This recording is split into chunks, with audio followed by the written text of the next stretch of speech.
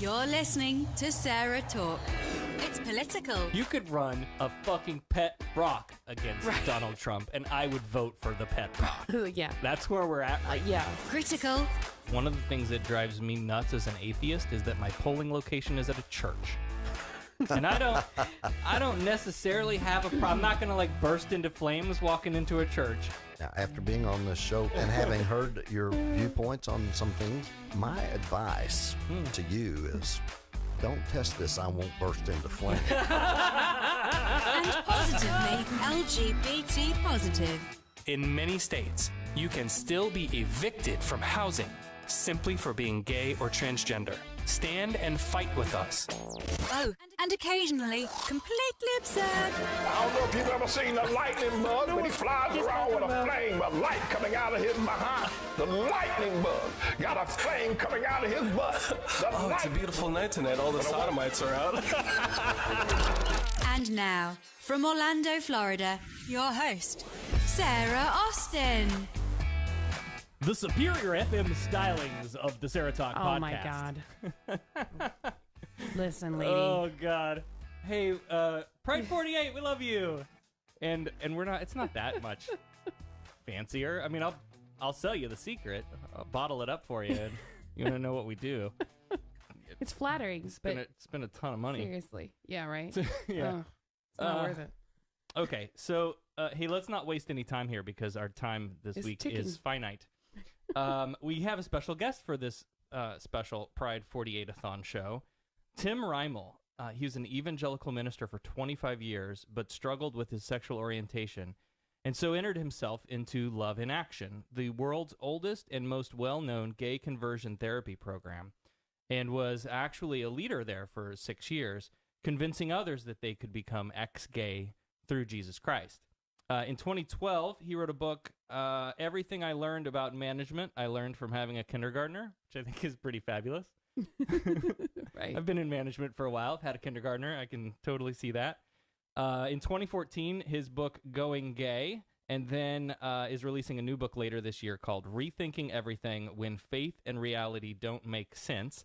Tim, welcome to Sarah Talk. Thank you, Sarah. Pleasure to be here. We are thrilled to have you, and thank you so much for giving us an hour out of your life. We often say, we know what that's like, particularly, wrangling kids and life. And Yeah, absolutely. And for our friends in the chat, we are simulcasting this week. We are on Facebook Live as we normally are, but more importantly, we're broadcasting with the Pride 48. Podcast-a-thon, I don't know, streaming weekend, Pride 48 streaming weekend. I don't know why I can never remember If I'm quiet, it's because I'm managing both, So Becca is running both chats. I'm probably not going to keep up with either of them. But if you have questions for Tim or us as we go along here, please kick them out into the chat rooms, and we'll read some of your questions. And as many of you know, some of you who are new, this show sort of exists in an overlap of the Venn diagram where atheist meets queer, and we're very hard on religion for the way that queer people get treated in a lot of cases, and that's something that you kind of talk about in Going Gay. So I want to come back to that in a little bit, but let's get started with just kind of some of your background, your story. You grew up in a Pentecostal faith and family. Do you want to kind of describe what that was like and how you got involved in the ministry in the first place? Yeah, I grew up in the church where really it was all I had ever known. My grandfather was a Pentecostal preacher. My father went into youth and prison ministries when I was very young, and then we moved away from our little Pentecostal church to the more sophisticated Assemblies of God. It was still loud, when people prayed. I thought everybody was supposed to speak at the same time because that was really all I had ever known. So growing up in that environment for me was normal. That's what life was for me. However, I was also, I was an introvert and I was very analytical. So I grew up in this environment with really kind of this dichotomous pole going both ways. I was always thinking and questioning. On the other hand, that's what life was, and there was no reason for me to think any differently. So that was kind of my background, just growing up with everything. Mm-hmm. And so ministry sort of ran in your family, right? Yeah, absolutely. What point did you realize in your life, I mean, let's borrow a phrase from the pulpit, right? That you had same-sex attraction, and what was that like for you as a young person, particularly when you were raised in faith, but you also have this analytical mind? But when you're trying to start balancing out the way you're feeling with the biblical expectations that you've been taught, what was that process like for you? So I was 14 in 1979. So, it's only been 6 years earlier that the American Psychiatric Association had declassified homosexuality as a mental disorder. Mm-hmm. So I wouldn't have known that. I didn't know what it was. There wasn't much talk about it. It's not like it is today where it's all over the news.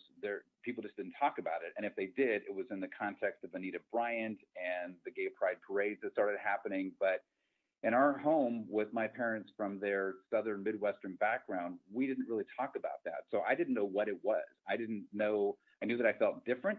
I started to figure out that while my friends were talking about girls, I wasn't feeling the same way. But then I thought, well, maybe they're not feeling that way either. Maybe this is just how we all are, and we just do what is expected of us. So at 14, when I realized that I was probably gay, my first thought was, I can never tell anyone, and I just have to pray really hard that God will take this away. I didn't know if this was going to last forever. I didn't know if this was just a phase in myself. I just thought maybe it would disappear over time. But I was definitely conflicted between what I felt and what I believed. So going through that time period from 14 to the age of 24, when I finally put myself in conversion therapy, it was very conflicted, and I didn't want to tell anybody, and yet I had this incredible amount of anxiety and depression that I was going through, and I didn't know that was the problem. I thought there was something else wrong with me. So the mind is very powerful. Oh yeah. So just a little bit of my story. I started feeling that I was different probably during puberty. We hear some stories of trans people who, like, from 3 years old were saying, nope, that's not who I am. And mine wasn't that at all. I grew up, a fairly, quote, normal boy lifestyle. And then when I hit puberty, then I started to feel that my body was changing in ways that didn't line up with the, my brain or the way I felt. And for me, it was, I grew up in a church. We were kind of the weak Sunday Christians. And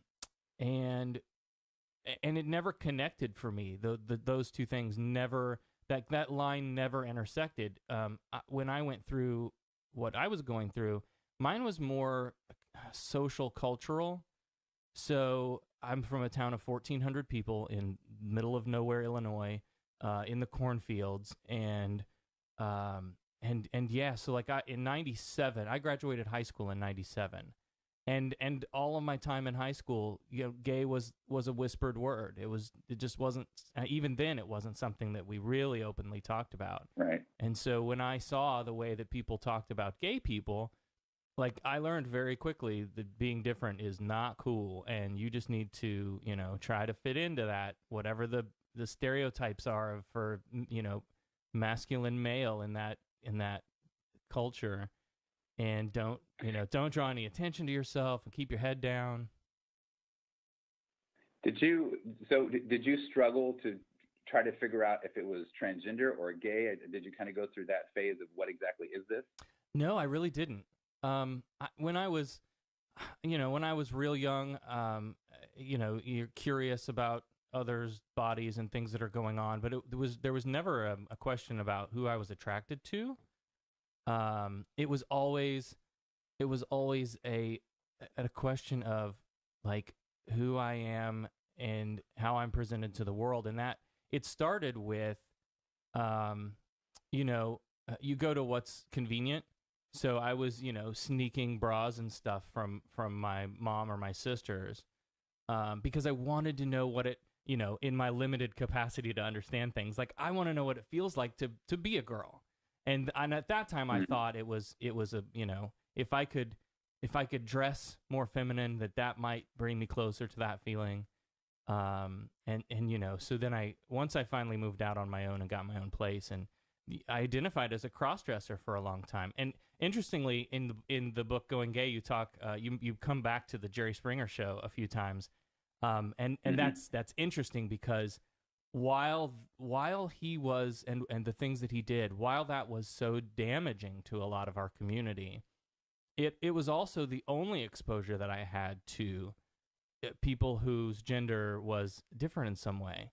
And so, yes, it was a parade of fools on the stage of I didn't know my wife was a man or whatever kind of nonsense that completely misunderstands what it's like to be trans.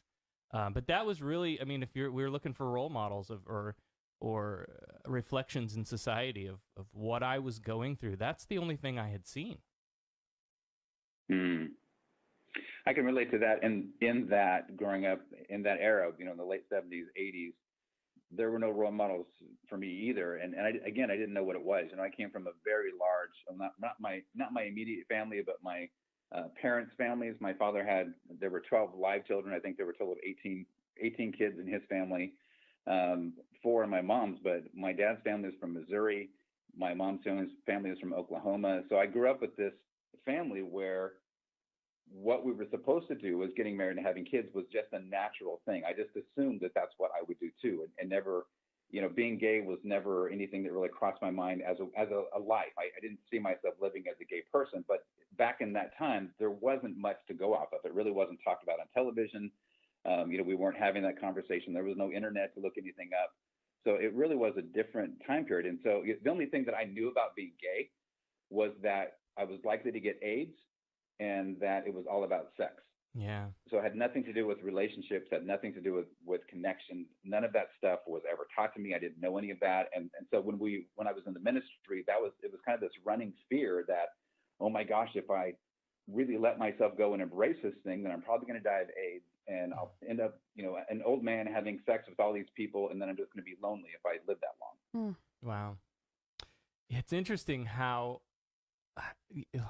we have a long way to go, but I want to feel like, gosh, we've come a long way in such a short time, and I feel like we really have, as far as we things that we still have to go as far as knocking down those stereotypes and things. Like from the my youth to now, God, we've come so far. Yeah, we've been set back a little bit. We right have, now, and that's but we'll come back. Yes, Yeah. that's on our list too. So let's talk about love in action. So, and we'll, I'm sure, come back to this in broader topics too. But every time there's a new piece of legislation that pops up about gay conversion therapy, and I don't even like to call it therapy because it's not. No, and I liked the way you described, or I don't know if it was the way you described it, or I'd seen it written somewhere that you were a gay conversion survivor. And I think that's an important, let's draw a circle around that. Like, this is a thing that is often harmful, usually doesn't work, and you went through it. So let's take us into that house. You did a 1-year live-in program. What was that like? Right. The house itself, again, it's a little bit different for me, and I let me preface this for a minute, because I know if you have a large LGBTQ audience, for those who are older, there's a bit of hatred towards those of us that became conversion therapy leaders, and rightfully so. I understand why people feel that way. The program that I was in was what we would call an ex-gay ministry. This is before it became reparative therapy or conversion therapy. And the idea of that program was just to talk about Jesus. It was falling in love with Jesus. It was being obedient to God. It was about studying our Bibles. It was about accountability for those of us who were in similar situations. So when I was in the residential program, our program was based on the Bible. It was based on trying to be submissive to God. Even if God never completely changed us, it was said that we would reach this level of commitment to God. So that's really what the program was like for me. There were about 12 guys living in our house. It was a rather large house. And then there was a second house in the ministry that was a converted apartment building. So for us, it was more about a religious experience, but it has gone, all kinds of different ways in the real world. So, in one sense, and I put myself there. I wasn't sent there by someone. Right. And I put myself there because it was the theology that I believed at the time. Mm-hmm. So all of that said, and we're going to get back to this later, but it's the theology, it's the religion behind it that continues to push this type of therapy and this type of idea that people can or should change. And so a lot of us that were in that type of ministry or in leadership, the people that I met, the people that I've known, did not do this maliciously. They did it because this is what they believe. This is what they were taught. And for me, growing up in it, that's all I had ever known. So it couldn't have been any different. Yeah. So my experience living in the house was actually a good experience. And I interviewed some of the guys. I have a book I've been working on for a little while. It's going to come out later. And I interviewed some of these guys because it's been almost 30 years now since we went through this program. And I got the same story, is that this was the first time that someone could say, I'm struggling with this, I'm a Christian, or I'm trying to be a Christian. And so they met all of these other people that had very similar stories, very similar backgrounds, had lived these secretive lives, had gotten into trouble with the law, or had contracted HIV. So when we got there, it was a relief. It was a huge relief. We could finally talk about what was going on. Going through the house for me, about 4 months in, I think I realized or felt like, well, I think this is working. I'm not gay anymore. But what happened is I had no access to pornography. I didn't, the whole feeling of homosexuality just kind of went away because it was being suppressed into submission. There wasn't anywhere to act out alone, So you kind of get this feeling of, oh, this is changing for me. I am feeling different. I am feeling better. So there's kind of like this magical thing you feel like is happening. And that's what happened to me is through that period of time, is I felt like these feelings were going away. So by the end of my program in that 1 year, I really felt like I had changed. I felt like God was working in me, and I felt like I could marry a woman if I wanted to. So that was my program experience. Again, it's different for everybody, but it wasn't a bad thing for me. Right. Yeah, and you're right. We'll try to come back to kind of that broader topic, but I think it's interesting that particularly the comment you made about nobody went into this in any sort of malicious intent, and I think that's important to remember because as you said, there are a lot of people who are angry on the other side of this, going, how dare you? And we can be a little more outraged at the forced conversion of children, and that I think is absolutely warranted. Yes. But when you have a voluntary program and people are coming in willingly, yes, it may be based on hooey and or bad science or not the great. Did you just say hooey? Yeah, not the greatest of reasons, but anyway, you just distracted me with the hooey. Sorry. Okay, so another thing that I thought was very interesting was, so at this point in time, you're in the program for the most part, professionally and as far as the ministry's going, like for you, life was pretty good.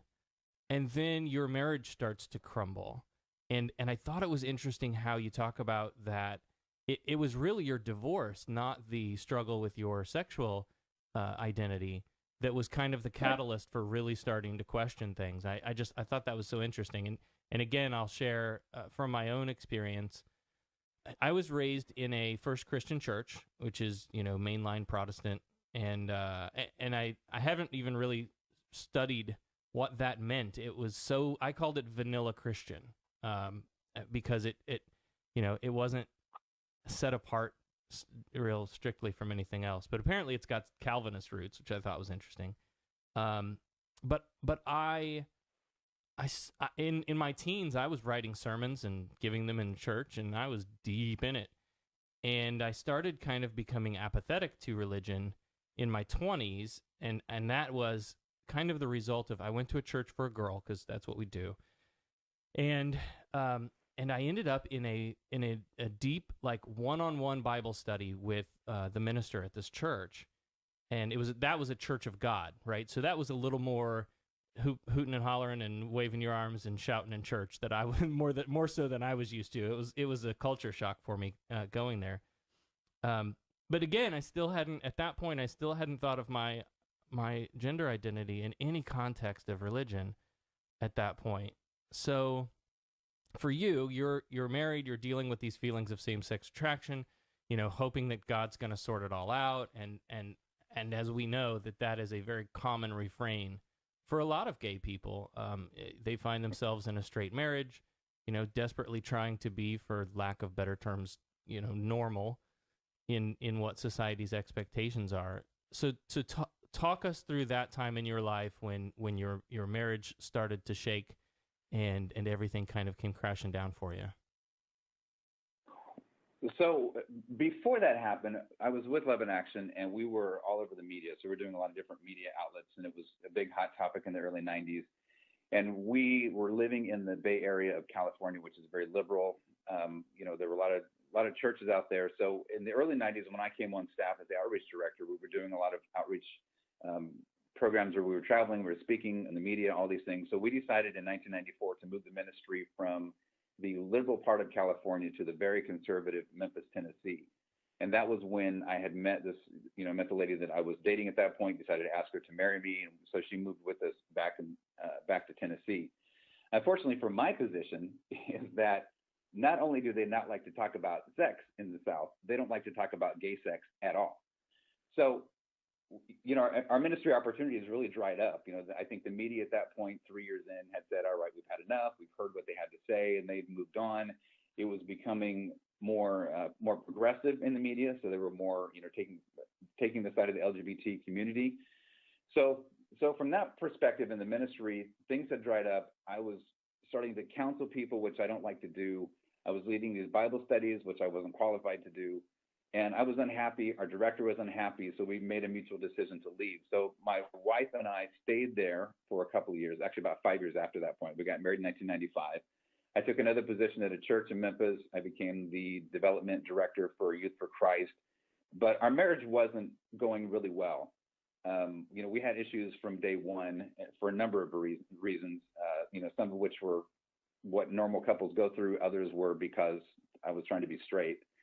But we did manage to have a child during that point. And then she just said, I don't want to be here. I'm going to move back to California.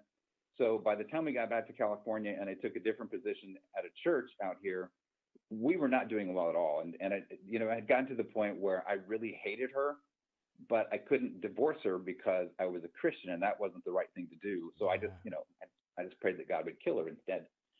And that didn't go so well. Wow.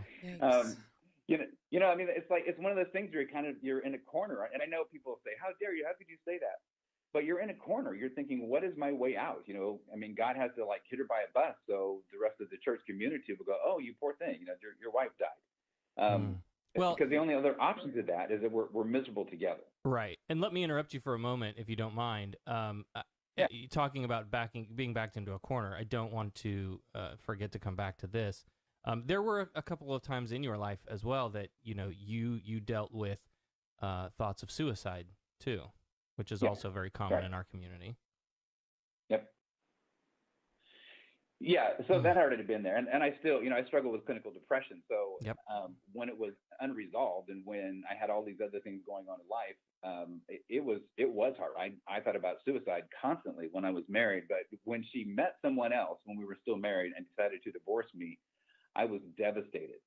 And I just, I ran right back to my faith, and I'm holding on really closely, and I'm praying and pleading with God to save my marriage. And then my mother-in-law, everybody's on my side because as far as they're concerned, she's cheating and having an affair with this guy. So I had all of her family on my side. We're doing all these things together to pray for my ex-wife and trying to get her to come back to the Lord. And at some point in the middle of all of that, I just thought, this doesn't make any sense.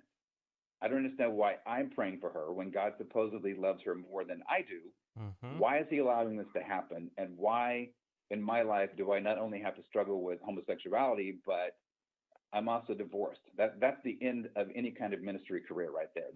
Just being divorced is the end of a ministry career, but struggling with homosexuality on top of that, it was over. So most of my life up to that point, that's all I had ever known. I'd been in ministry for many, many years. And that was kind of the catalyst that made me think, if this isn't right, then what else isn't right?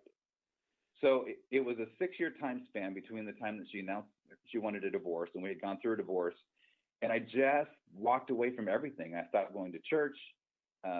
I started to gain weight on purpose. I talk about that in the new book. I actually reached almost 200 pounds just because I didn't care anymore. You know, I was very sick, and I was very depressed, and I wanted to commit suicide, but I had my kids. I didn't want to leave them. And so it was just this quandary of how do I handle this? So it was really from that point, the divorce was the thing that kind of was, you know, sent me over the edge, but it took a good 6 years after that for me to start to rethink if what I believed was even true. And if it wasn't true, then what else wasn't true? So that's where things started to come apart. Yeah, so I think, you know, that really speaks to a lot of those questions that many believers face, which are often the questions we hear from former believers as some of the reasons why they moved down the scale away from strong theist towards maybe more agnostic or atheist. You know, if God can make all my pain go away and heal my marriage and make me whole, why hasn't he? Let's get on with it already. You know, where is he? Is he listening to me, or does he even exist? You start to question how free will could possibly coexist with a God that has a divine plan. The idea of spiritual warfare. If God is so powerful, why doesn't he just put an end to Satan and evil and just be done with it all? Right. Maybe he's not all. It's almost a slight variation on the Epicurean paradox, right? Like, if the premises are God is all knowing, God is all powerful, and God is all good, assuming that this is the truth of the nature of God, then why does evil exist? And depending on the person, like when you approach this, that can either strengthen your faith and confirm to you that yes, God is real and he must know what he's doing, and I just don't have that understanding. There's got to be reasons for for my life to be shit right now, and I just don't understand it. You know, which from my position I would argue is kind of playing with confirmation bias. Or you move further from faith and really start to question the very nature and existence of God altogether, and maybe you end up somewhere at, you know, okay, maybe there is a God, but maybe it's just not that specific understanding of God, more of a kind of a deist interpretation. You know, maybe life is just like this, and good things happen and bad things happen, and maybe there's not a bigger picture. You know, maybe the meaning has to come from us, that it doesn't come from an outside influence. It's a really interesting exercise, I think, and I think a lot of people go through that in their lives. Yeah, and I think it's huge in the LGBTQ community as well. That was one of the things being involved in conversion therapy and certainly growing up in the church, is it was always those people, those gay people, those lesbians, or those transgender people. They, you know, they were so separated. And I think one of the things that I was surprised to find because of the indoctrination that I had is that when I finally stepped into the gay community, there were so many people with my same story. There were so many people that still came from a church background, or some of whom said, I still want to be involved in the church, but I'm not welcome there, so I don't know what to do. So, you know, I got involved briefly with the Christian gay community, which was such a, you know, an oxymoron to me growing up as a Pentecostal. But I think there are so many of us that are like that, and people just get stuck. They don't know what to do. They don't know how to live their own reality when they've got all of this theology telling them that they're going to go to hell. Yeah. Do you find that there is a lot of that out in the universe, the people that are, you know, I'm like this to a point. Like, I don't understand how you can be gay and Christian, and or gay and Muslim, or a woman and a Christian when you've grown up in a church that's told you that women are supposed to be subservient and quiet in church, and, you know, not. I struggle with that sometimes myself. Do you hear that a lot? It seems like people are taking sides, but there's a massive gay community out there with a number of organizations. A friend of mine named Kathy Baldock has a book called Walking the Bridges Canyon, and she went back to the time of history, and she wanted to find out, why did the church come to the decision that it made? And her research, which is well documented in this book, she walks people through how homosexuality even ended up in the Bible, because it wasn't even a concept until the late 1800s. So people are definitely trying to reconcile, and I think some have walked away, but I think there's a huge chunk of people that are in the middle of that are still trying to figure out, well, how can I be this person who I am and still hold on to the faith that brings some comfort to my life. I think what you said is true. I think there's definitely a confirmation bias about how we look at our faith and what we believe to be true. And in my book, Rethinking Everything, I actually start with a story where I went to an evangelical gay LGBTQ event when Going Gay came out, and it blew my mind. I'd never heard of such a thing. I'd never seen such a thing. And to listen to the worship music, again, that's how I was raised. So it was very emotional. It was very experiential. And they would read their Bibles in a way that just removed that piece out of it where, gay is okay. It's not a thing here. And they would just carry on like they had before. And so I really struggled being in that environment. And so I talk about in the book how that it really blew my mind, because when I came out, when I finally made that decision, it was excruciating. I went through and I looked at the history and the archaeology and the biblical text. And I looked at all of these different things, really trying to confirm that what I had been doing for all those years was true and right. And I came out the other side thinking, this doesn't make any sense at all. So I just think there's a lot of people who are kind of in that place of, where do I go from here? How do I make my life one? Yeah, definitely. I think that's a good segue into the new book and some more topics kind of relating to that. But we're going to take a very, very quick break. I want to play a Patreon plug, and then we're going to thank the people who make the show possible. The Patreon, so we don't really run ads on the show. We make up goofy shit and call those ads. And so the one I'm going to run for you tonight is our friend Brandon, who is who's a black gay nurse, and he's the best. He's so funny, and he does a fantastic Miss Cleo that you're gonna love it. And then we'll be back. We'll talk more. I want to get into kind of the weeds of the political invasion of the religious right, and we'll talk about that and more with our special guest Tim Reimel after this. You're listening to Sarah Talk live on Pride 48 streaming weekend.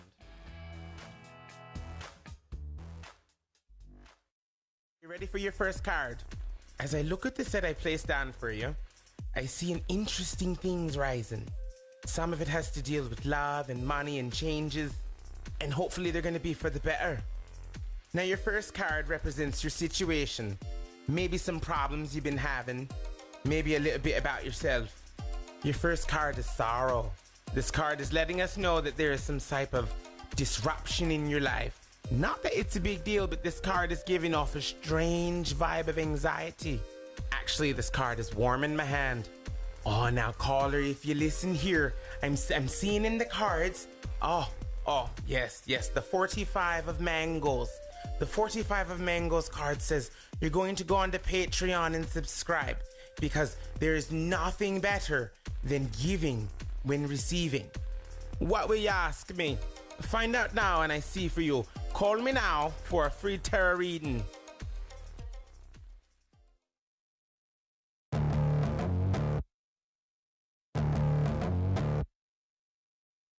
Want to join the conversation or tell Sarah she's wrong? Email producer@SarahTalk.com or call 224-40-SARAH. That's 224-407-2724. Now, more Sarah Talk. Hey everybody, welcome back to Sarah Talk live on Pride 48 streaming weekend. I didn't do this at the beginning because I was just so excited to talk to Tim and get this show going.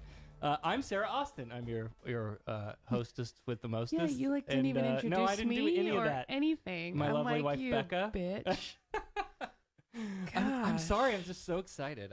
Fangirling, you just fucked up the whole beginning of the show. I know, because they were talking about how superior our audio is. Right. It's all Adam's fault, as far as I understand it.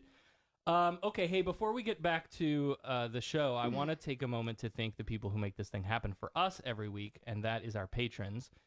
Part-time patron Russell, who often shows up to events and helps us set up and carry things. He's awesome. We appreciate that very much. And I'm not just saying that because he's my brother. The Wayward Willis podcast, OG co-host Mandy Imus, Andrea, Josie, Harry, Stacy, Megan, AJ, Eric, I Never Saw That podcast, and our number one fan, Dan. Now, Dan is our newest patron, and he just joined us last week, and we were live at this event, and we didn't really have time to So in celebration of his 1 year listening to Sarah Talk, Dan became a patron for us. Which is totally awesome. Right? He joined our listener squad last year during the Pride 48 streaming weekend, and we are so happy to have you, Dan. You are you're awesome. We love having you in the chat every week.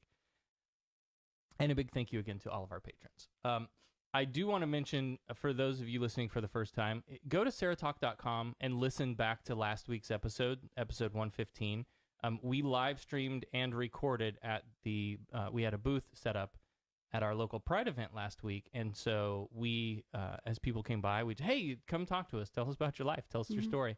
And so we had some really great conversations with people, some of them personal life journey stories, some of them politicians running for office and political conversations. But I'd love for you all to check that out. With that, let's get back to our conversation here with Tim Reimel, author of the 2014 book Going Gay and new book releasing this year, Rethinking Everything, When Faith and Reality Don't Make Sense. So let's kind of change gears into that. Tell us about the new book, Rethinking Everything.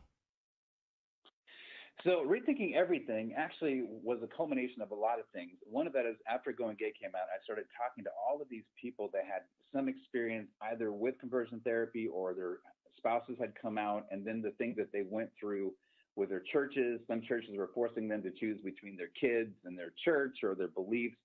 And so I found a lot of people that were kind of in the same place that I was. And so I wanted to go back to the beginning, and I want to talk about just that journey. What does it feel like when we're in this cognitive dissonance and we're trying to figure out who God is or what God is, or we're angry with this version of God that we're not even sure exists anymore.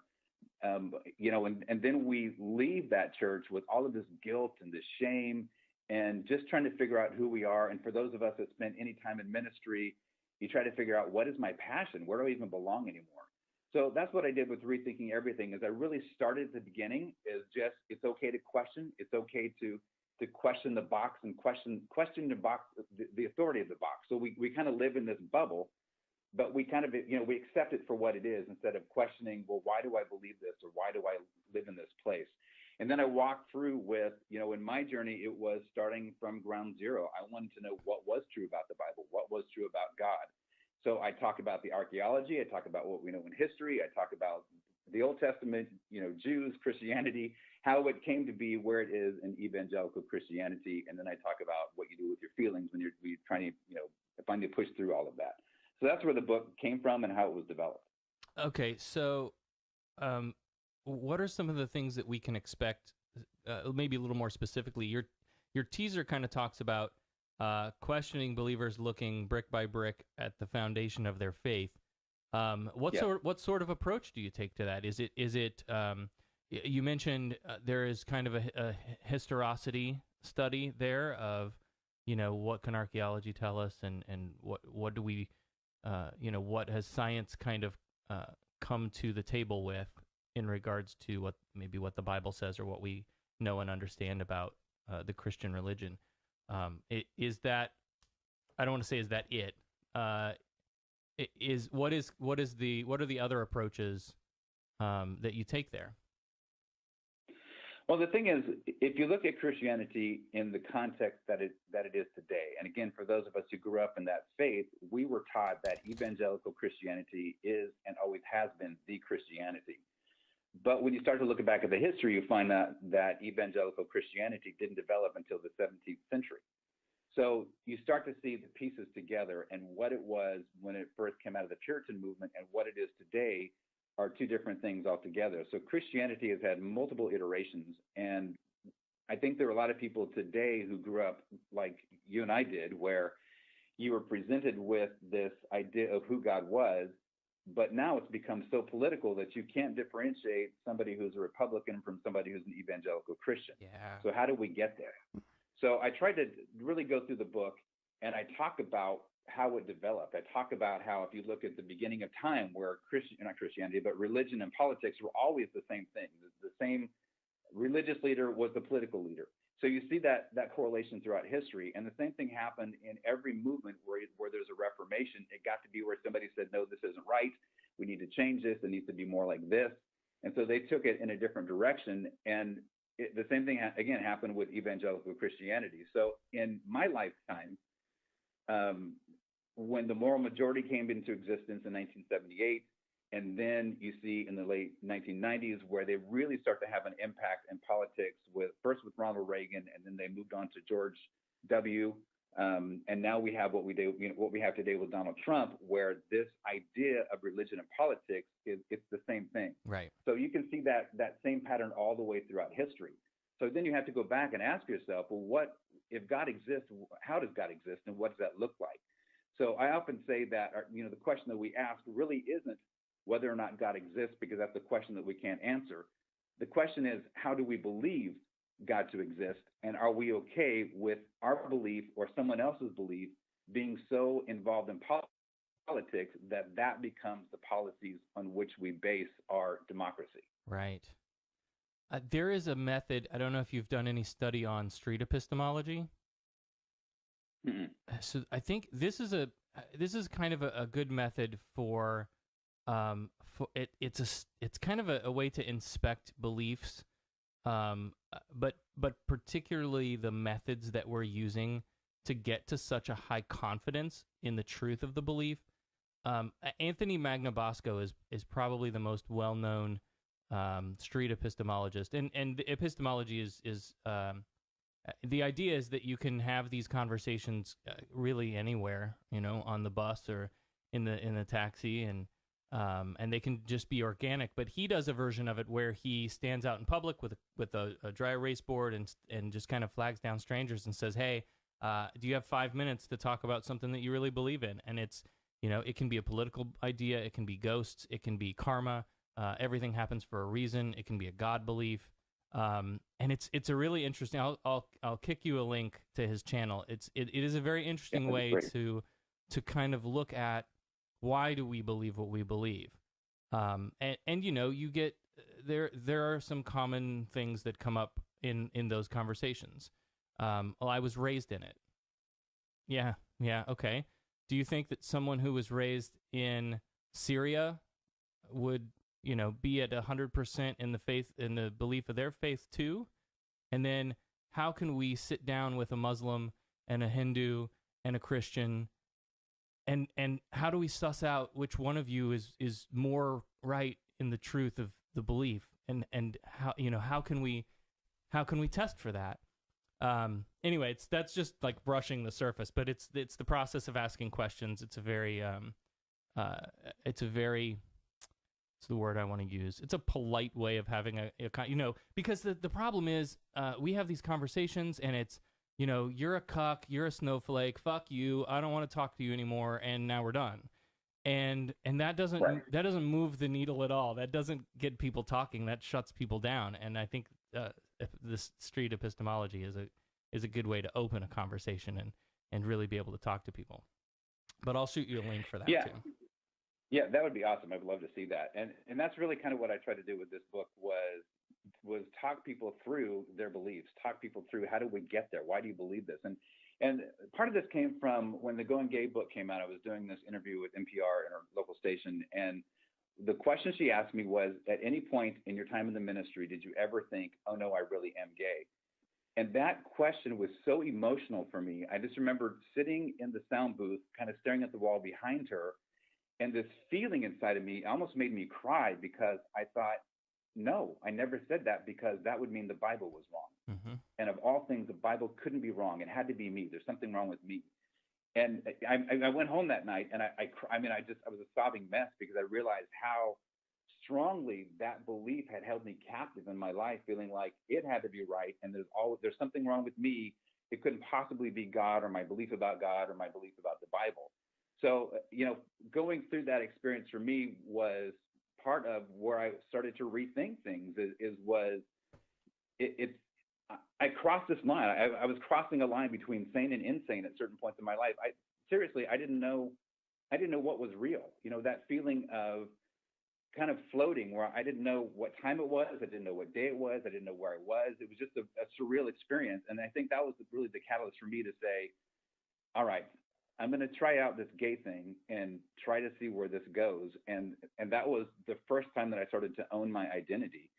And in doing that, it was this point of really taking every little thing was, does God exist? And if he does exist, what do we know? What proves that? So I needed proof. I need to see it. I need to feel it. So it was starting to take a look at my theology. It was looking at my family background. It was looking at my political points of view. And I do end up in this book where I talk about, at the very end of it, how my political points of view changed because my theology changed. And I went from this very narrow, self-righteous, this is truth, this is what God is, to looking at a much bigger picture of interconnected humanity and life, and how one person is not more important than another, and how somebody expresses their truth is going to be different from my truth, because there's a biological component to that, there's a neurological, there's environmental, there's all of these things that make us who we are. And we try to get pushed into this conformity, especially within religion or politics or any other ideology for that matter. And then that's what we hold on to. We grab those labels, like you were saying, and we say, no, this is who I am. This is all that I am. And, and anything else that tries to come in, that tries to expand us or grow us, we immediately come up with a reason for why that's not true. Yeah. And we all do that. We all do that, no matter if you're liberal or conservative or gay or straight. We all do that. So let's talk about the religious right, the far right, evangelical fundamentalists, whatever we want to call them. There's some cognitive dissonance here, because I know plenty of Christians who are not who are not these people. Right. And so I think the end of the sentence here, it's kind of a rant, but I think the end of the sentence is, and they need to speak up against these people who are not representing their views. But so there's this group in America that seems to be, by all research, a smallish group, but they have this immense political power in our government. And I'm talking guys like Jim Baker and Brian Fisher and Gordon Klingenschmidt and Matt Staver and Pat Robertson, Tony Perkins, Dave Daubenmire. These are all well-known religious figures to a lot of people who seem to be very successful at involving these religious beliefs in politics, but also, motivating a group of lay Christians, for lack of better terms, to be vocal about it too, and to stand outside Planned Parenthood with picket signs. And I'm sure you've crossed paths with a few of these guys, these charismatic leaders in the movement. In your time in Love in Action and some of the work that you did. But one thing I found really interesting in your story was that you didn't connect religion with the political right away, that kind of came later. Once you realized that the political implications this movement has, how did you kind of process through that, and where are you now on that? Oh, God. I was out by the time I started putting the pieces together. I voted Republican until 2012 because that part was so ingrained in me, and I didn't see it. I didn't see what the Republican Party was doing. The thing is, for this small group that does have this power in Washington, D.C., they've worked really, really hard at this, and they've been doing it for over 40 years. This goes way back. This goes back to a time where the religious right came together because the federal government was threatening taking away their funding if they didn't integrate their schools. So that's how they got together in the first place, under Jerry Falwell Sr., Bob Jones Sr. These were the original founders of this. And then they decided in 1979 that abortion was going to be the issue, when nobody cared about abortion in the evangelical church back then. But it did you put images of these children up and look how they're killing babies. And of course, everybody's going to run to their defense. So where we are today with the religious right, they've worked long and hard. They put a lot of money in it. They, just like Fox News, they have their agenda. They create this division where none exists, and they perpetuate that because it's never been about spirituality for them. It's been about gaining power, and they finally have it. So you're absolutely right. It is a small group, and if you look at the percentages, it's 25.4% of Christians claim to be evangelical Christians. So that puts it even in a smaller context, and yet they're getting a lot of press. Yeah, and I think the current movement is, and we cover these stories every week. let's put the Ten Commandments monument up on the Capitol grounds. Right. Let's put "In God We Trust" on our schools. Don't tell the baker he has to make the gay cake, right? It's this idea. Right. It's this idea that that freedom is a finite thing, and either you have it or I have it, and we can't both have it.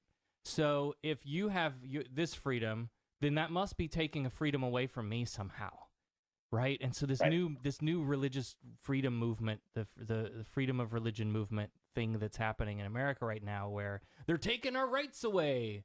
No, not really. We gave other people some rights, but that doesn't take them off of your plate and give them to someone else. Right. And the ludicrousness of that is that if we're going to let you now determine what religion you feel should be in policy, at some point, I promise you that's going to change. If the tables are going to turn. So we know that by 2070, there's going to be more of a Muslim population than there are Christians. So that means, especially if you look at the demographics of the United States, that means that we are changing as a society. There's going to be fewer white people because there's more integration. So at some point, the tables are going to turn. So can you tell me that you're okay with you having power now, and that in 10 years, or God forbid 10 years, but at some point when the power switches, you're okay? Yeah. Place now where they can religiously discriminate against you. Right. It's the idea of,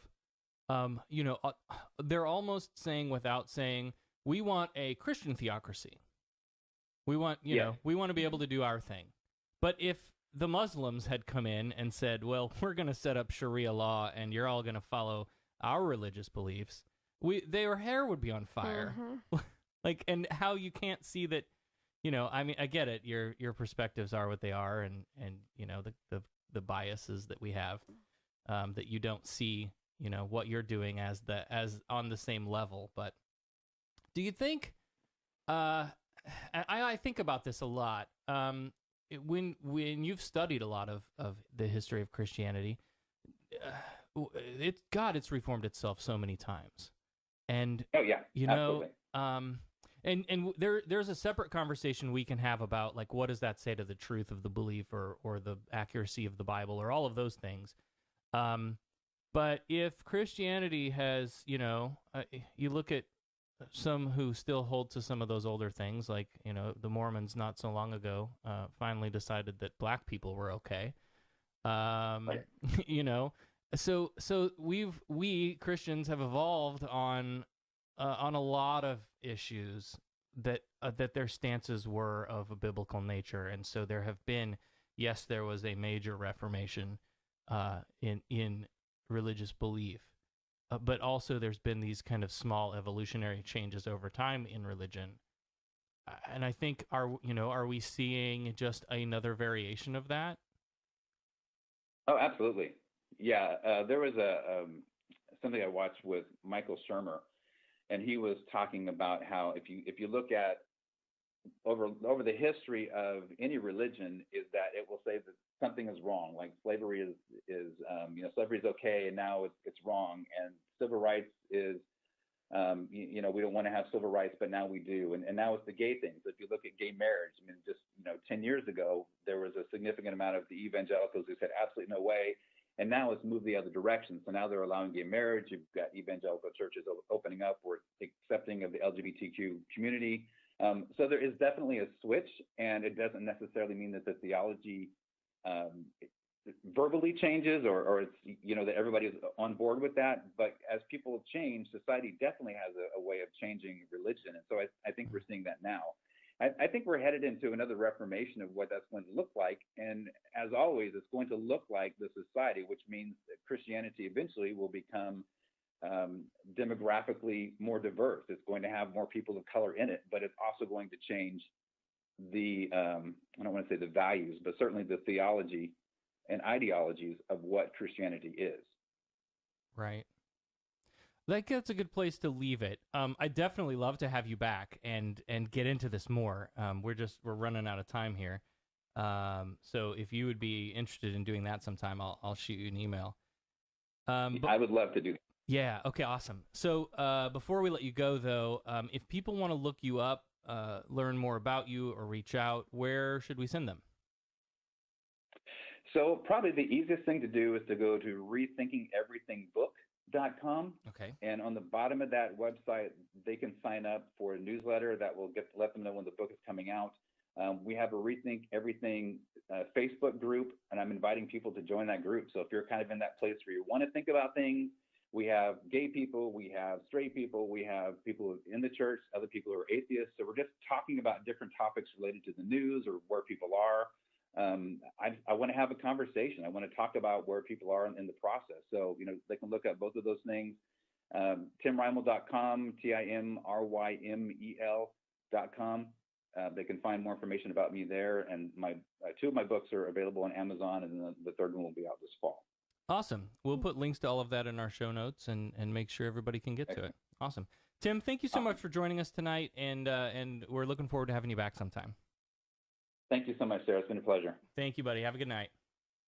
All right, you too. Bye-bye. All right, that was fantastic. Yeah. Oh, yeah, what a great conversation. Okay, so I had a very long rant that I wanted to get into. You don't have time for a very long rant. So, but here's what we're going to do. I'm going to record it, and I'll put it into the show in the edited post. notes later. Yeah, Okay. because, and damn it, because it's great for new listeners. Anyway. Okay. So, Tim Rymel, author of the 2014 book Going Gay, and we have a special link for anyone who'd like to pick that up at SarahTalk.com/BK-GG, and that's been on the on screen on the Facebook thing. Put it in there a couple times. We put it in the group and the chat. Tim's new book, Rethinking Everything: When Faith and Reality Don't Make Sense, is planned for release later this year, and we'll promote this episode again as that date gets a little closer. Hey, Pride 48, thank you guys for putting this thing together every year, and for all of you for listening and chatting with us in the chat room. I love that. Yeah. That's so much fun. Yeah. A lot of fun. Okay, go to SarahTalk.com for all things Sarah Talk. Check out our bookstore. You can, this is really fun. You can print out a flat Jesus. We do a thing with flat Jesus. You print him out. There's a couple different versions that you can get at SarahTalk.com and take pictures for us. And it's in the back. It's really funny. And send him in all sorts of heretical situations. If you take good, funny pictures of Flat Jesus, those are the best. Okay. That's it. God, join our Facebook discussion group. We'd love to talk to you more. The music is starting. You got to get off the stage. Little Aussie Battler is coming up next on Pride 48. Stick around for more. Thank you, everybody. We love you. Happy Pride. You've been listening to Sarah Talk. Sarah Talk is made possible by listener support.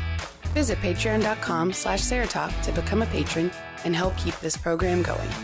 Contact Sarah and Company by email at producer@SarahTalk.com or call 224-40-SARAH. That's 224-407-2724. And follow us on social media, facebook.com/SarahTalkRadio and on Twitter @SarahTalkRadio. Sarah Talk is a production of Sarah Austin Media.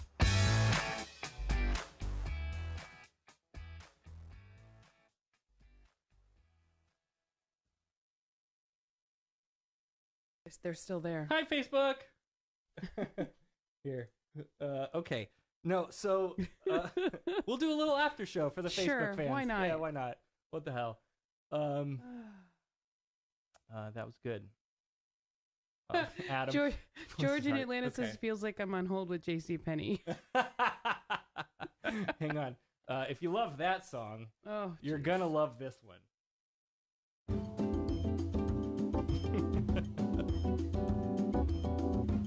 That's our pre-show killing time music until the stream starts. Oh gosh. Okay, so thanks for those of you who hung out with us in a couple of different places. That's awesome. Did you see what Adam just said? Good audio makes me hard. Yikes. You're welcome, Adam. Okay, so let me tell you what my rant was. Yeah, I need to know. Yeah, and maybe we can wrap up with talking about last week. Oh, and your knee. Talk about your knee. Okay, let me do this first. So this is my rant. For those of you who have been listening, those of you who are on the live stream, you've been around for a while, you know this, most of this. And I really kind of wanted to get this out, but I also wanted to, kind of have a respectful conversation at the same time. And so this is a statement of full disclosure. And that's that I consider myself to be an anti-theist, and that ruffles feathers. People. Russell says crank the volume up. There's no more volume. Oh, time for drugs. I can't reach them. Yeah. I'll get him in a few minutes. It's not that bad if I go late. All right, I turned the volume up a That's little not bit. the painkiller. That's just the blood thinner.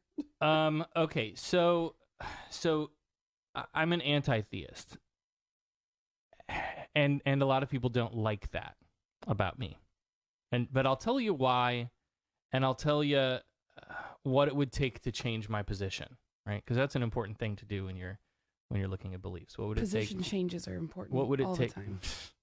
Don't want to get stuck on your knees for too long. Otherwise, you'll end up like me and need a new one.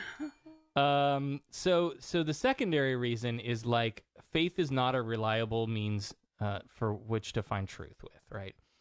And I'm concerned that indoctrinating children to use faith becomes problematic when they grow up and they become teachers and teach my kids or vote for shit that I don't agree with. Mm-hmm. But the primary reason, and you those of you who've been around have heard this before, is that when I consider my community, when I think about queer people, anytime there's a person who speaks out against us or legislates against us, they've either got a red MAGA hat, a Bible, or more often both. Mm-hmm. Yes, there are good people who are conservative or Christian.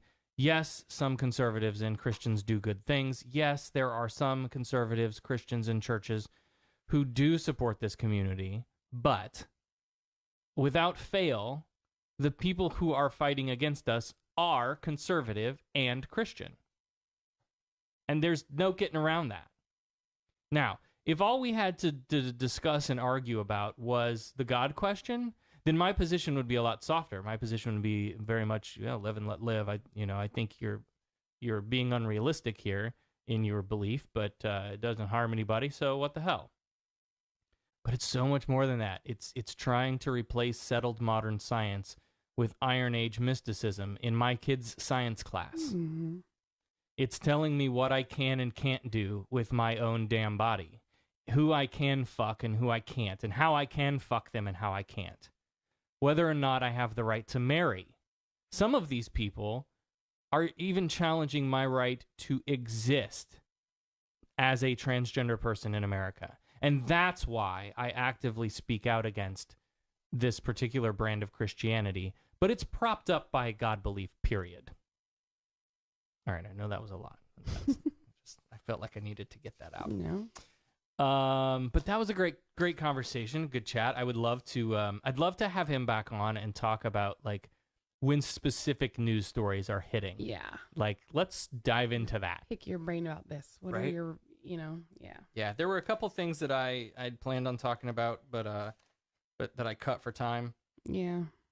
Such as the life of live show. But I'd rather have more questions than time. Sure, absolutely. All right.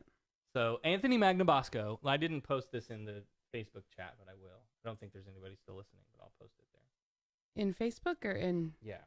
There's Dan's there. Oh, yes, Dan. We can certainly discuss there. anti-theism versus atheism. Is it really that quiet? I don't get it. I don't know. Well, let me crank the volume. Is that better? I've cranked the volume way up. Crank it up, baby. Crank it up. Okay, and let me close this. I got a lot of shit going on. If you guys notice my face grimacing, yeah, it's because I'm in pain. So what was it? Tuesday morning, got up. We went to the hospital where they drugged me and knocked me out. Took a robot, and sawed my leg off. And yes. I got a total knee replacement. So I'm in a lot of pain, folks. I'd flash the picture on the screen, but I didn't do that, and I wouldn't. Dan's probably eating, so I wouldn't. So I'm on Percocet, plenty of it, and sitting here It's time to get up and move. It's time to get up and move. Yeah. So I'm sitting here. I got my little strappy thingy, and I'm pulling my foot back and forth, and I'm doing my leg flexes. It looks like you're touching yourself. But but it hurts, guys. It hurts a lot, and it's not the kind of pain I thought it was going to be. Oh, so let me talk about the hospital experience. Yeah, go ahead. So we get to the hospital. It's the South Florida Baptist Hospital, which is keep it with the theme here tonight, right? And they were great. The hospital's great. The doctor, the surgeon, we really liked him. Everything was fine. But so they took us into pre-op, and we sat there together for about an hour before they took Becca back to surgery, and they, sent me out into the waiting room. Mm-hmm. And so I went to the gal at the desk, and she was hilarious. Which one was it? Was it Pearl, the little black lady? The older white lady with the short hair that we talked to when we got there. All right. Blanche. Yeah, probably. I don't know. She Rose. looked like Golden Girl. Yeah. Sophia. So, something like that. No, she was Dorothy. She Dorothy, was a Dorothy. there you go. Yeah. Okay. So anyway, I went to her and they give you a pager like they do at a restaurant, like ding, your dinner's done. Your wife's done. ready. So I gave her back the pager and was like, hey, I'm going to go get something to eat and I'll be back. I won't be long. It'll be about an hour. And she said, that's fine. What the surgeon's part takes about an hour, right? But they do a little bit of prep, and then they have to close up and wrap it and do all of this post-op stuff. And then they move her to a post-op room. Stop. No, Victoria, thank you. I don't need your thoughts and prayers. No, Victoria, but I love you so much because girl. This is going to come full circle in about 3.5 minutes. So I go to eat lunch, and I come back, and Becca's still in surgery. They have a little screen on the wall with, they gave me a number so that I knew which one of those you were. And so I sat in the waiting room after I got back from lunch. Now, I get back from lunch, I come into the waiting room, and there is, I think they were Haitian, pretty sure, working in the area that we do. I recognized the French-influenced language, even though I don't know that I speak it. I don't speak it. But and the whole family was there. And when I say family, I mean immediate family, extended family, in-laws, half the damn church was there. This waiting room was full of people. And it was a pretty big waiting room, right? So then what's supposed to happen? I sat down, played my games on my phone, kept looking at the board, waiting for something to change with your status. And then they take you into post-op, and then you have to wait. Yeah. Tell us about the Microsoft Office. Did you? I said the board on the wall, but yeah, it looked like somebody just maximized the Excel window. And anyway.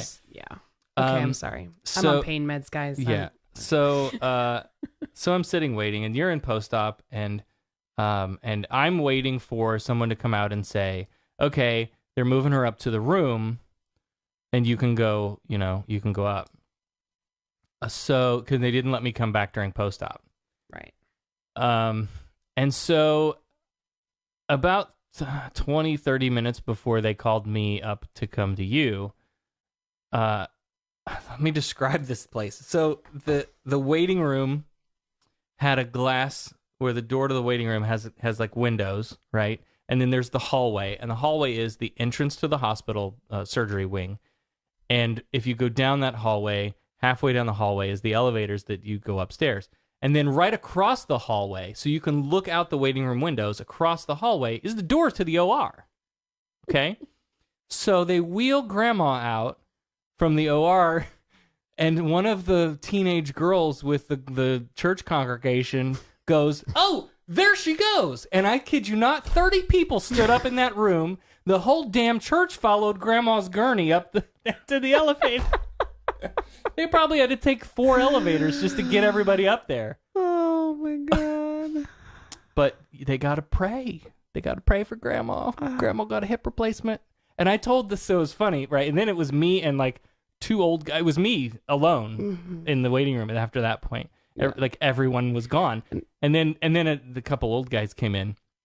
But I was asking Dorothy, I I said something about, like, I just don't, I'm sure you see it all, but I just don't get that because, like, okay, maybe if you're having major open heart surgery and there's a good chance grandma's going to die under anesthesia or something, like, okay, maybe then the whole family should come if it's an emergency operation, but hip replacement, knee replacement, which joint is, stuff. by the way, what this was. Yeah, that's what they do a, here. Yeah, just to make that clear. That stuff is so fucking routine now.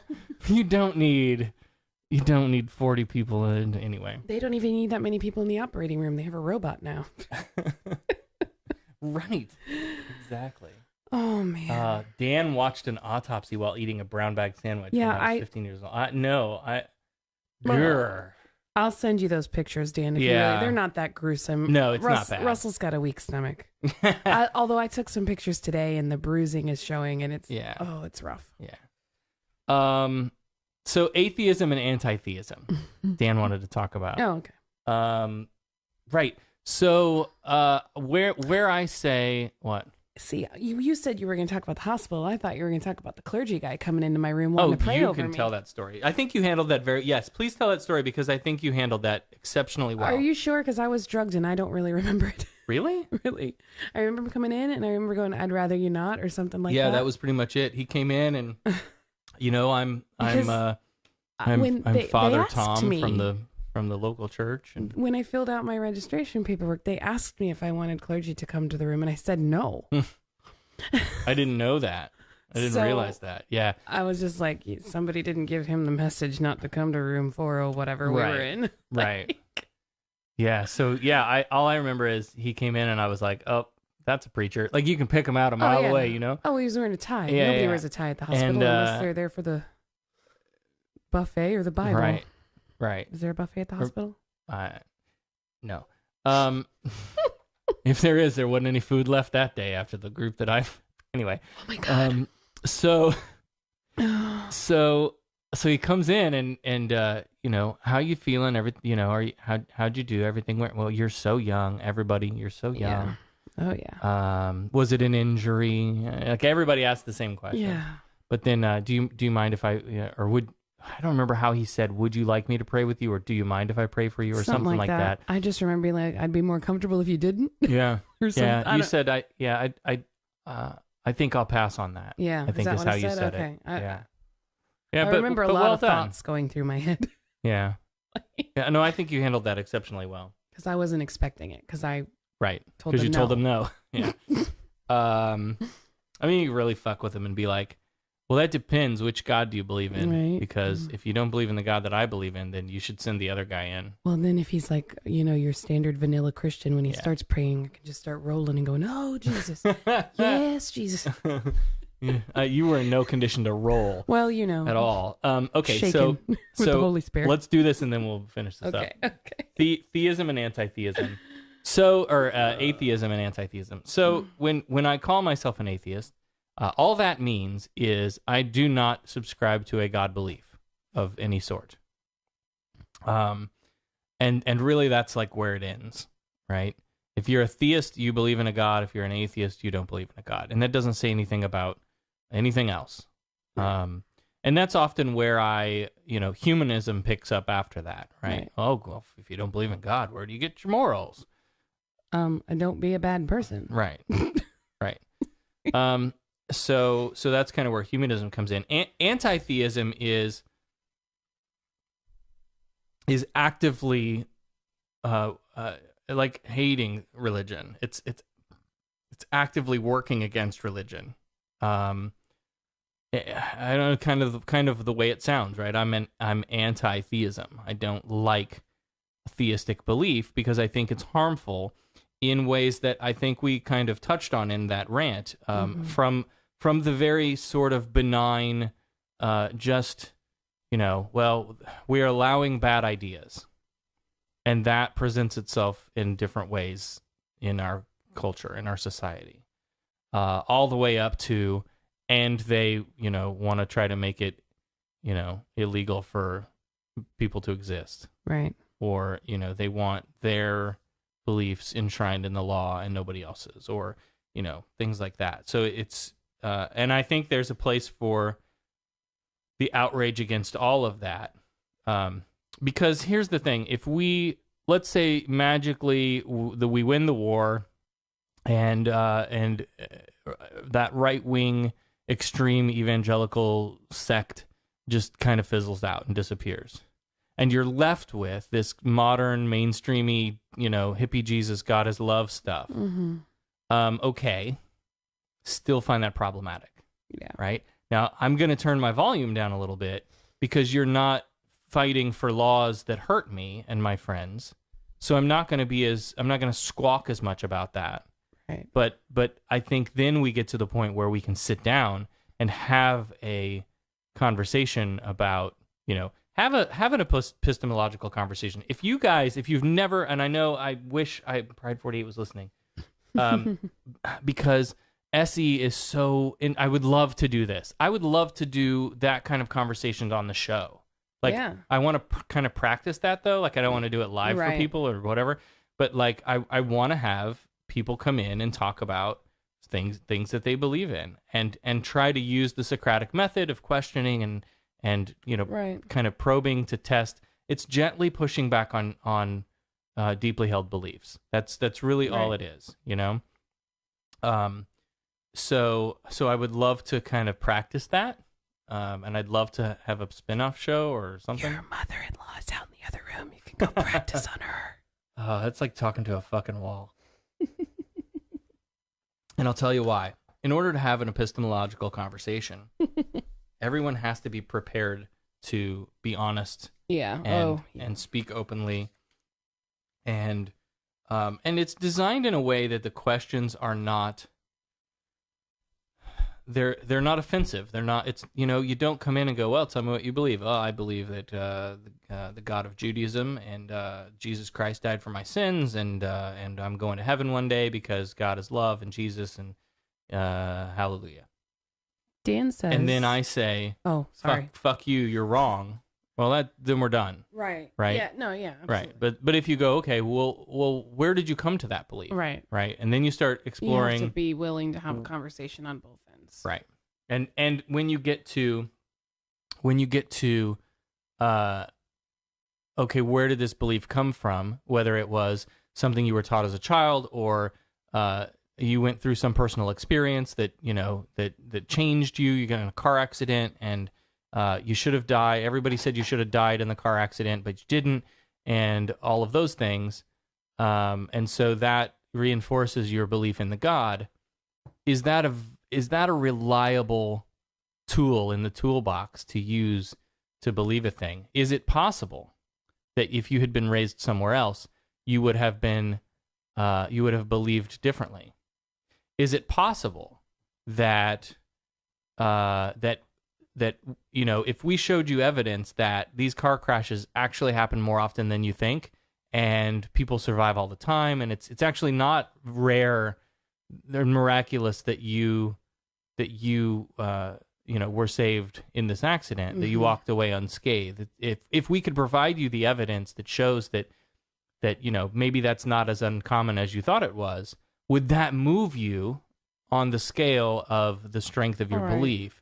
And you have to be open and willing to go, okay, yeah, maybe that would change me a little bit. Maybe I wouldn't believe so strongly, right? And you just kind of pick away at each of those things. It's very interesting. Dan says, not all. So all anti-theists are atheists, but not all atheists are anti-theists. I think that's pretty fair to say. I mean, there's always going to be that one stickler in the mud who, right? Who wants to prove you wrong, right? Yeah, I don't know. Yeah, no, I think that's pretty fair. Okay, we got to get Becca to bed. Yeah, I'm hurting, guys. I'm sorry. Victoria says, my wife's family is Mormon. I keep trying to tell them some of us don't need the promise of heaven or the threat of hell to want to be good people. Yeah, so they're, you can go to bed if you... Well, you have to go to work. So. I know. Oh, shit, I got to leave in 45 minutes. And I have to stop and get gas on the way, too. And you've got to put me to bed. So. Oh, yeah. So Victoria, I would love to talk to you about how that interaction goes and how, because that is you can do SE with friends and family. It doesn't have to be strangers. Right. it's a little more difficult, because they may already know your position. Right. And that kind of makes the conversation harder. Like if you watch these videos with Anthony, and there are others that do it. Anthony's kind of my favorite. If when you watch these videos, you'll see he'll stop someone and this is a hobby that I do, and I like to explore what people believe and why they believe them, and it can be anything. It can be supernatural ghosts and fears that you have, or karma or God belief or whatever. I'll let you pick, and then we just kind of gently poke and explore and kind of study what you believe. And sometimes they will ask, well, what do you believe? Right? Where he'll be pushing back on, well, is it possible that the belief that you were raised in, did everything your parents tell you growing up, was it true? Was there anything that your parents told you growing up, taught you growing up that was true, that you later found out to not be true? Right? And for a lot of us, that's the Tooth Fairy and the Easter Bunny and Santa Claus and that kind of stuff. Mm-hmm. But as parents, sure, we tell our kids all kinds of stuff that turns out not to be true. And so if that has happened for you, is it possible that this is another thing that they told you that may not have been true? Mm-hmm. Right? How much stock can you put in? Well, my parents taught me. Right. But they'll push back and say, well, what do you believe? And a lot of times he says, the proper response to that is, we can have that conversation after we're done with the question and kind of exploring. Yeah. I'll be happy to answer any questions at the end. And sometimes he'll answer, which kind of destroys the conversation. Like right. if you watch those videos, because it's like putting your cards down on the table. Right. You've shown what your card is. And... Right. But if you come into it as like, look, I just want to know true things, and I'm interested in what you know, and if you know the truth, then I want to know it, and because I want to believe true things. Anyway. All right. Drop me. Yes, Victoria, I will do that. Drop you a line. That would be an interesting chat. Dan, thanks for all your help in the chat on God, Pride Dan, 48. we love you so were much. amazing because I was just not. I'm drugged up. She's drugged up. There's two chats. I was live streaming two different places and clicking two computers and hosting an interview. Yeah. So Dan, you're the best. Thank you. Yeah, I wasn't prepared for how much that was gonna knock me over. Yeah. I thought, I can handle it. I'm a big girl. You're really, yeah. But here I'm trying to figure out how to use a new chat on an iPad instead of a computer, and that I'm not, whatever. Anyway. Right. Anyway, we're going to, you're going to bed. I'm going to work. I'll be up all night if anyone wants to shoot me messages. I'll be up. I probably will be too, because the drugs, they knock me into a weird awake comatose state. It's bizarre. Right. Anyway. Okay. Love you. Bye.